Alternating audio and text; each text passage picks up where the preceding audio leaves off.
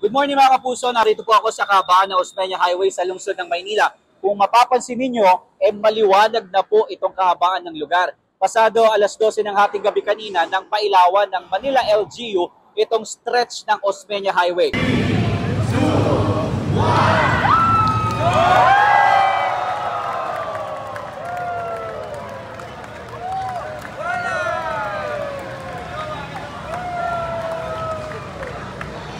Ay kay Manila Mayor Isko Moreno, nasa 4 kilometers ang haba nitong Osmeña Highway na nilagyan na ng ilaw ngayong madaling araw. Katumbas daw yan o sakop daw yan na nasa 32 barangay. Sa panayam kay Mayor Isko Moreno, binabanggit niya na layon ng pailaw na ito na mabigyan ng dagdag na proteksyon ang mga motorcycle rider para makaiwas sa mga aksidente. Gayun din sa iba pang uri ng krimen. Isa sa inire-request sa akin ng mga netizen, lalo na yung mga nagdi-deliver ng pagkain sa motor.